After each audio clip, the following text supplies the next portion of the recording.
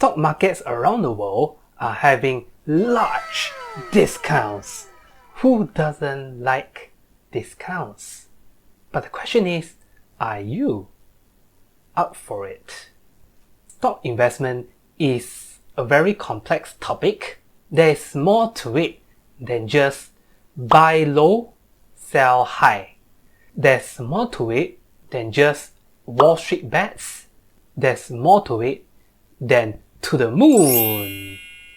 So are you ready to take on this offer? Do you have what it takes to begin your journey in the stock market? Well, let's find out in today's The BR channel.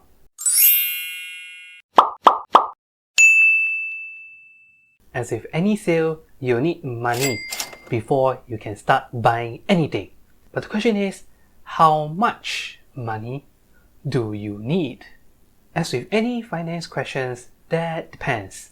That depends on how much spare money you have to invest. That depends on your risk appetite. That depends on your brokerage minimum balance amount. The idea is that you should only invest money you don't really need, because when emergency comes, you'll probably need cash and you can't really pay off any amounts with stocks. That doesn't make sense. For me personally, I prefer to start with 1,000 of whichever currency that you are investing. For example, when I invest in the US stock market, I'll start with 1,000 US dollars. When I invest in the Singapore stock market, I'll invest 1,000 Singapore dollars. And if I'm investing locally in Malaysia, I will start with 1,000 ringgit. Of course, this 1,000 is not a magic number. The more money you invest in the market, the higher return that you can get or loss. Even if you already have the money, there's still a lot of things to do in the background before you even start investing.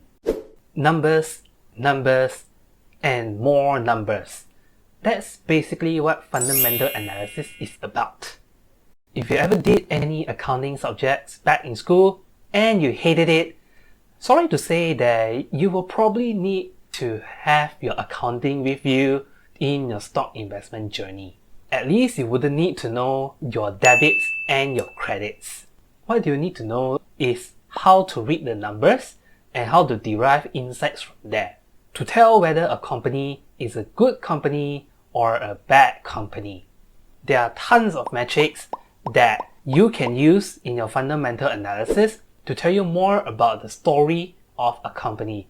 Then there's the more advanced side of things, which is valuation, which I will not cover in today's video. Even if you have an accounting or finance background, that doesn't guarantee that you'll do this well, especially if you somehow return whatever you have learned back to your teachers. Do you know how to rate this,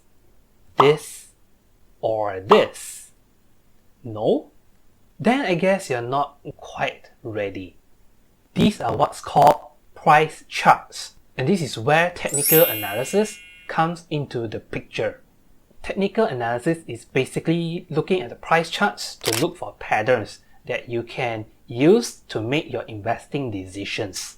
Technical analysis is a very deep subject. There are a lot of components in it, from candlestick patterns to chart patterns to technical indicators. But of course, for the purpose of being an investor, you wouldn't need to know all of them unless you are planning to become a professional trader, which is a totally different story. At the very least, as an investor, you'll need to know the trend and at least know how to find key support and resistance levels on the charts. Why I think technical analysis is important, because whether you can make money or not through stock investing is ultimately decided by the price movements. You can invest in a lousy company but still make money if the charts move in your favor. The other way is also true, where you can invest in a very good company but you'll still lose money because the prices move against you. Having technical knowledge about the stock market is just one part of the equation. As you start to perform your own analysis, you will notice that there is no perfect company, there is no perfect stock, and there is no perfect timing. You will need to have critical thinking skills to combine what you know about fundamental analysis and technical analysis, and you'll need decision-making skills to evaluate whether you can put your money into a particular stock.